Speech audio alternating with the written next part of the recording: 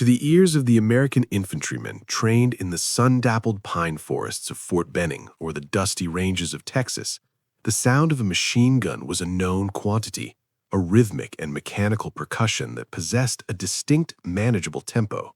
They had been raised on the doctrine of the Browning M1919A4, a sturdy, reliable water- or air-cooled workhorse that chugged along at a sensible rate of 400 to 500 rounds per minute, producing a heavy, distinct thump, thump, thump that allowed the human brain to process each individual shot as a separate event in time.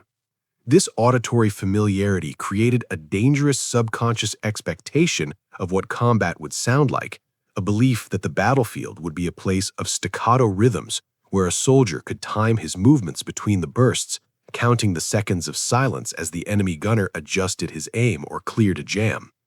However, when the ramp of the landing craft dropped at Omaha Beach, or later when the GIs pushed into the suffocating claustrophobic hedgerows of the Norman bocage, that expectation was violently dismantled by a sound that defied all their training and shattered their psychological composure before a single bullet even struck flesh.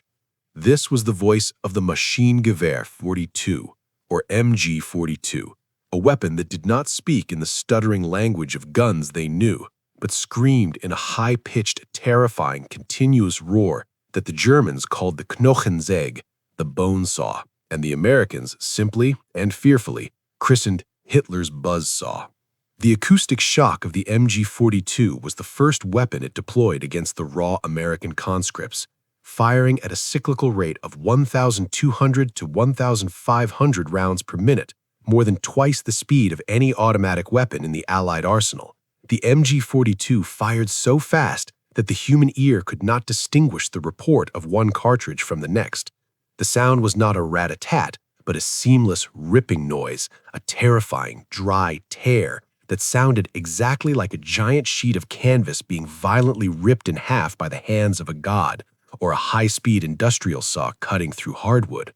This sonic profile was a psychological weapon of immense power, because it signaled to the terrified men hugging the dirt that the air above them was not merely being traversed by projectiles, but was being occupied by a solid wall of lead. In the split second it took for an American soldier to blink, the MG42 could put 25 high-velocity 7.92mm Mauser rounds into a space the size of a doorway, creating a beaten zone of such density that survival within it was not a matter of luck, but a mathematical impossibility. When an American squad leader in the hedgerows heard the deeper, slower chug of an older German MG34 or a captured weapon, he might shout orders to flank or return fire. But when the ripping sound of the MG42 tore through the air, the reaction was instantaneous and involuntary, total paralysis. The men would hit the ground with a violence that knocked the wind out of them, pressing their faces into the mud, terrified to raise their helmets even an inch because the sound told them that the space above the grass was death incarnate. The U.S. Army, in a well-intentioned but ultimately disastrous attempt to manage this fear, had shown training films to the troops prior to the invasion that attempted to demystify the German weapon, claiming its bark was worse than its bite and that it was inaccurate due to its high recoil. But on the battlefield, this propaganda was revealed to be a lethal lie. The MG42 was not inaccurate, it was a precision instrument of suppression that used its high rate of fire to saturate an area, cutting down trees, shredding brick walls, and turning the thick vegetation of the bocage into flying mulch. A single burst of 2 seconds delivered nearly 50 rounds, enough to cut a man in half, literally severing limbs from torsos with the sheer kinetic energy of the impacts. The tracers, which the Germans mixed into the belts at a ratio of 1:10, did not look like individual gashes of light, but like a continuous, fluid stream of liquid fire, a laser beam of green or white light that reached out to touch its target with instantaneous violence. For the GI lying in a ditch near Saint-Lô, the sound of the buzzsaw induced a specific, unique form of trauma known as being pinned, a state of helplessness where the volume of fire was so intense that it felt physically heavy, a tangible weight pressing down on his back. He could not move, he could not fire back, and often he could not even scream orders to his squad mates because the ripping noise drowned out the human voice. The MG42 dictated the tempo of the battle. When it spoke, everyone else listened and hid, and the battlefield shrank to the few inches of dirt directly in front of a soldier's eyes. It was a weapon that stripped the American infantryman of his aggression and replaced it with the primal shivering instinct of the prey animal, forcing him to realize that he was facing a machine that had industrialized the act of killing, turning the gentle summer air of France into a shredding machine that consumed courage and flesh with equal mechanical indifference. To understand why the MG42 was the supreme instrument of infantry suppression in the European theater, one must look past the terror of its sound and into the cold, calculated brilliance of its engineering, a triumph of industrial design that rendered every Allied machine gun obsolete the moment it appeared on the battlefield. While the American Browning M1919 was a heavy, machined relic of First World War thinking, painstakingly carved from solid blocks of steel by skilled craftsmen, the Maschinengewehr 42 was a child of the blitzkrieg and mass production, a weapon born not in a gunsmith's workshop, but in the stamping presses of the Johannes Grossfuss Company, a firm previously known for making sheet metal lanterns and lacquerware. To the uninitiated American intelligence officers who first examined captured examples in Tunisia, the MG42 looked crude, a stamped steel skeleton held together by rough welds and rivets that rattled when shaken, leading them to dismiss it as a desperate ersatz weapon of a crumbling economy. They were fatally wrong. The looseness was intentional, a tolerance designed to allow the weapon to function in the freezing mud of the Russian front or the dust of Normandy without jamming. But the true genius lay hidden inside the receiver, the revolutionary roller-locked action or Rollverschluss. Unlike the gas-operated systems of the American BAR or the recoil-operated toggle of the older MG34, the MG42 used a pair of rollers that mechanically locked the bolt to the barrel for the split second of high pressure upon firing, then unlocked with a terrifying speed to cycle the action. This mechanism was the heart of the beast, allowing the bolt to fly back and forth 20 times a second, feeding ammunition from non-disintegrating metallic belts that danced violently as they were sucked into the feed tray. This unprecedented rate of fire, however, created a problem of physics that would have destroyed a lesser weapon: heat. The friction of copper-jacketed bullets screaming down the rifling at 1,200 rounds per minute generated thermal energy intense enough to turn the barrel white-hot in a matter of seconds, causing the metal to expand, the rifling to strip, and the bullets to tumble wildly, eventually leading to a catastrophic cook-off where the heat alone would ignite the propellant. The American solution to this problem on the M1919 was primitive. When the barrel got hot, the gunner simply had to stop firing and wait for it to air-cool or risk destroying the weapon, a pause that gave the enemy precious minutes to maneuver. The German solution was a masterpiece of ergonomic lethality, the quick-change barrel system. On the right side of the MG42's barrel shroud was a simple stamped lever. When the gunner shouted Laufwechsel, barrel change, the number 2 man or loader would reach forward. He would punch the latch, causing the breech end of the barrel to swing out of the shroud, smoking and glowing with lethal heat. Wearing a heavy asbestos mitt or faustling, the loader would snatch the hot barrel and toss it onto the cooling tray, then instantly shove a fresh, cold barrel into the trunnion. With a sharp metallic clack, the door was slammed shut and the gun was ready to fire again. A well-drilled Wehrmacht machine gun crew could perform this entire operation in 4 to 6 seconds, less time than it took an American soldier to reload his M1 Garand. This capability meant that the Buzzsaw never really had to stop. The German crews carried 3 or 4 spare barrels in tubular steel carriers slung over their backs, rotating them constantly to maintain a continuous, withering volume of fire that the Americans simply could not match. The crew itself was a biological extension of the machine, a 3-man organism comprised of the Schütze-1, gunner, Schütze-2, loader or barrel changer, and Schütze-3, ammo carrier and spotter, all trained to function with telepathic efficiency amidst the chaos of battle. While the gunner focused on the kill zone, the loader managed the belts, ensuring the 50-round Gerts were linked together into continuous chains of destruction and watching the barrel's color to judge its temperature. They knew that their weapon was the anchor of the entire German defensive doctrine. A single MG42 was not just a support weapon, but the central pillar around which the entire infantry squad maneuvered. The German infantry squad's primary job was to protect the machine gun and supply it with ammunition, while the riflemen were secondary. This was the inverse of American doctrine, which viewed the rifleman as the primary killer and the machine gun as support. The result of this technological and doctrinal disparity was that a single German MG42 team, nestled in a camouflage spider hole with a few thousand rounds of ammunition and a rotation of spare barrels, could technically and physically hold off a battalion of American infantry, laying down a wall of lead that did not obey the limitations of American ballistics. The mechanics of destruction were such that the MG42 was not just a gun, it was a thermodynamic engine designed to convert industrial capacity into suppression, a disposable stamped steel scythe that cost only 250 Reichsmarks to build, but exacted a price in Allied blood that was incalculable, proving that in the grim calculus of 1944, the side with the fastest action and the quickest hands could dominate the space between life and death.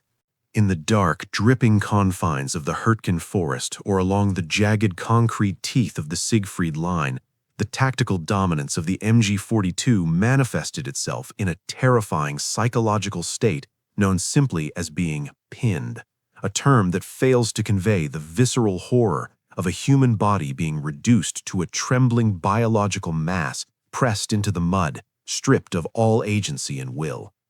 To the uninitiated, suppressive fire suggests a temporary pause in movement, but under the gaze of Hitler's Buzzsaw, suppression was absolute, a physical weight that nailed a soldier to the earth as surely as a crucifixion. The German machine gunners were masters of a technique called grazing fire, where the MG42 was mounted on a heavy tripod, or lafette, and leveled so that the stream of bullets flew parallel to the ground at knee height, effectively creating an invisible floor of death that hovered just 18 inches above the soil. For the American GI lying in a shallow depression, this meant that the air above his helmet was not just dangerous, it was solid. He could hear the supersonic snap of the bullets passing inches from his ears, a sound like a bullwhip cracking continuously, mixed with the terrifying thwack of rounds impacting the trees and the wet earth around him. In this environment, the brave and the foolish died instantly. To raise one's head to look for the enemy was suicide, and to attempt to run was to be cut in half. The experience of being pinned by an MG42 was one of profound, suffocating isolation. A squad of 12 men moving in a wedge formation would suddenly be transformed into 12 isolated islands of fear. Though they lay only 5 or 10 yards apart, the wall of noise created by the 1,200 round per minute roar severed all communication. A sergeant could scream orders until his throat bled, but his voice would be swallowed by the ripping canvas sound. Hand signals were useless because no one dared to look up to see them. The radio operator, often the first target of the German gunner, lay dead or pinned, his SCR-300 radio buzzing with static, the handset out of reach. The cohesion of the unit, the very thing the army had spent years building, evaporated in seconds, leaving each man alone in his own private hole, staring at the worms in the dirt, praying that the gunner would not traverse his aim 2 degrees to the left. The psychological torture was compounded by the sight of the wounded. In the kill zone, that pre-registered patch of open ground or firebreak where the ambush had been sprung, men lay screaming, clutching shattered limbs or holding in their intestines. The primal instinct of the American soldier, bred on a culture of camaraderie and the ethos of leave no man behind, was to rush forward and help. But the MG42 turned this virtue into a trap.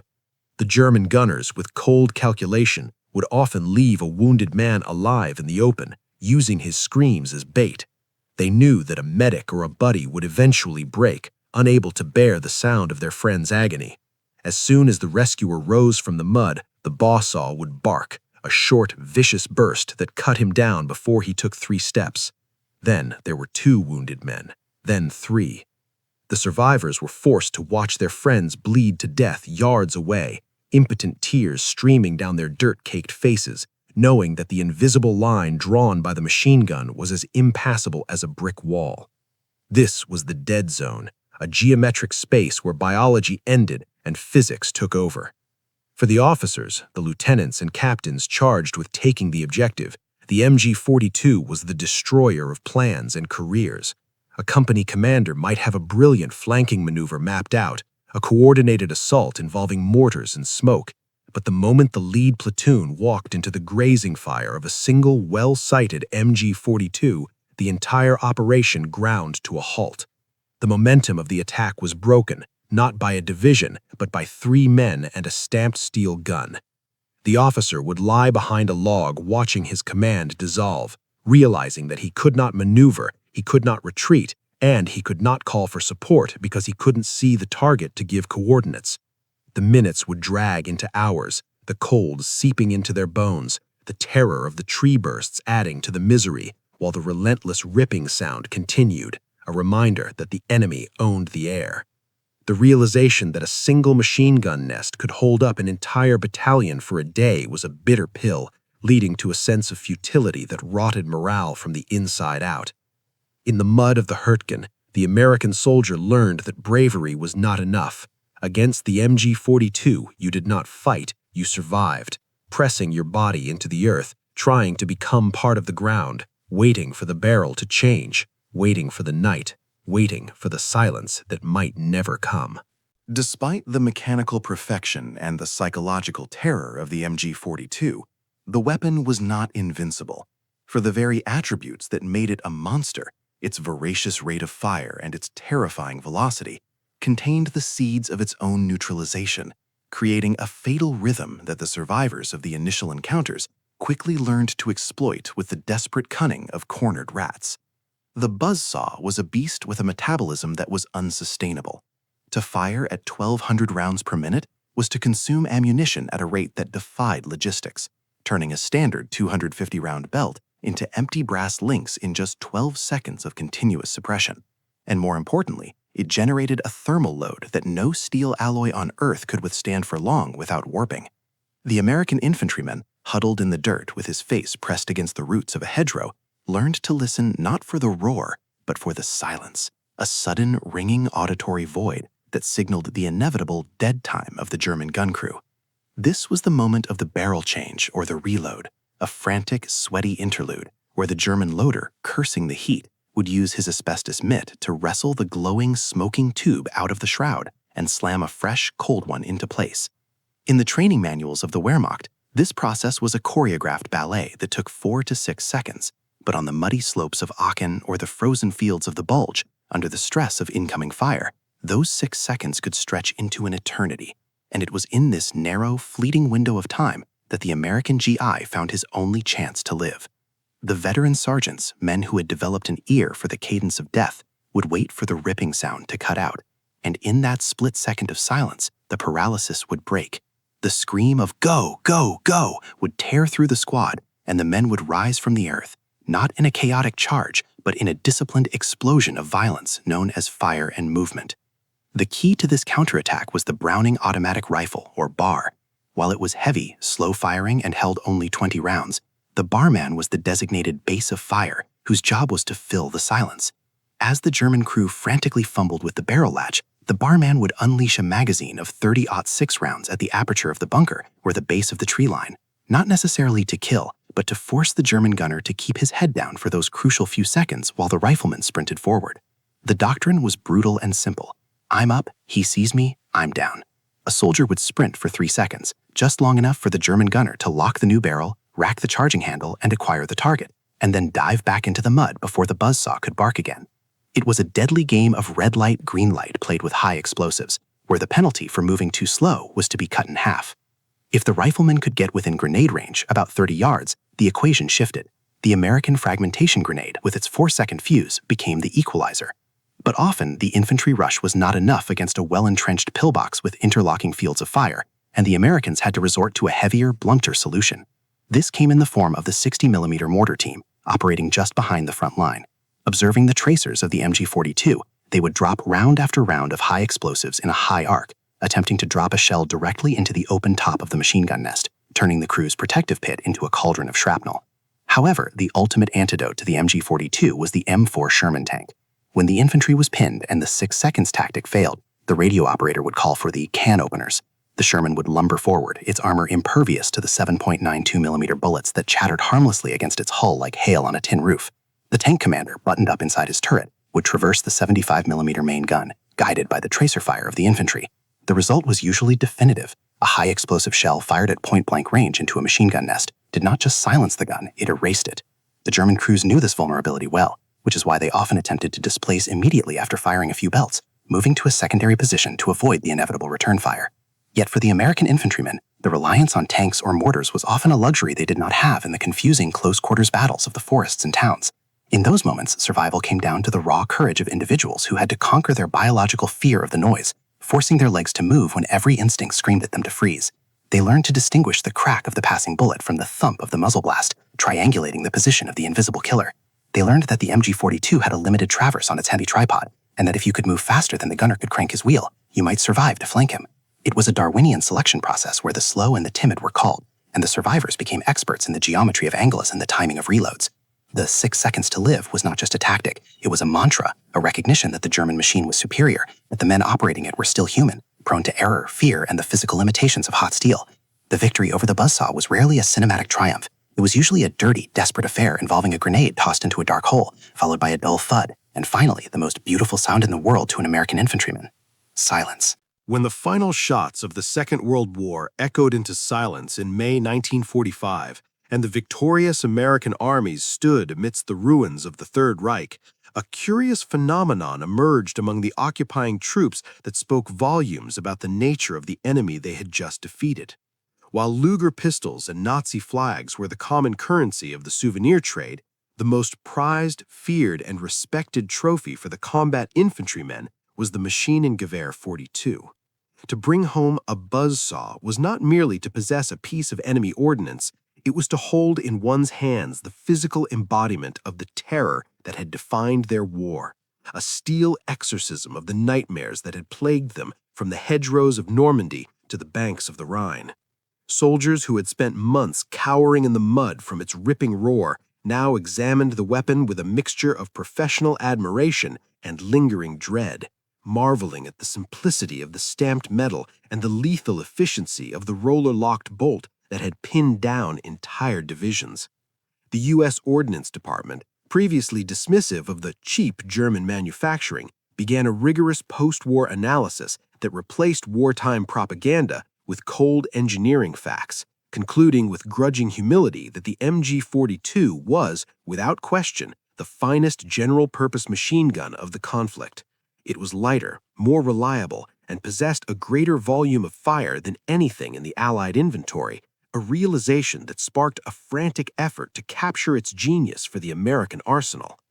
The legacy of Hitler's buzzsaw did not end with the surrender of the Wehrmacht, it was merely transferred to the drawing boards of the victors. In the late 1940s and 1950s, as the U.S. Army sought to replace the aging Browning M1919 and the BAR, they looked directly to the German design for inspiration. The result was the M60 machine gun, famously known as the Pig during the Vietnam War. While the M60 was a gas-operated weapon, its belt feed mechanism, the system of pawls and cams that pulled the ammunition into the gun, was a direct copy of the MG42's feed cover, a tacit admission that the Germans had solved the problem of feeding bullets perfectly. However, the Americans failed to replicate the quick-change barrel system's simplicity or the roller-locked reliability, leaving the M60 as a pale imitation of its Teutonic grandfather. Meanwhile, in West Germany, the newly formed Bundeswehr recognized that perfection required no improvement. They simply rechambered the MG42 for the NATO standard 7.62mm round, slowed the rate of fire slightly to save ammunition, and renamed it the MG3. This weapon remains in service today, a direct lineage that proves the fundamental soundness of the 1942 design. But the true legacy of the buzzsaw is not mechanical, it is doctrinal. The MG42 taught the military planners of the world a bloody lesson in the psychology of fire superiority. It demonstrated that in modern warfare, the volume of fire is often more important than precision, and that the sound of a weapon can be as effective at suppressing an enemy as the bullets themselves. The concept of assault by fire, where a unit overwhelms the enemy's senses with a wall of lead to permit maneuver, became the cornerstone of NATO infantry tactics, a doctrine written in the blood of the men who died trying to cross the firebreaks of the Hurtgen forest. The ripping canvas sound that terrified the GIs of the greatest generation fundamentally changed the way wars were fought, shifting the emphasis from the individual rifleman to the squad automatic weapon. Today, when a modern infantry squad lays down suppressive fire, they are executing a maneuver that was perfected by the German gun crews of World War II. The MG42 remains a legend in the history of firearms, a grim reaper of stamped steel that stripped the romance from battle and replaced it with an industrial efficiency that still echoes in the design of every belt-fed weapon used by armies around the globe. A terrifying reminder that for a few years in the 1940s, the scariest sound on Earth was not a scream, but a mechanical tear that lasted 6 seconds and changed the world forever.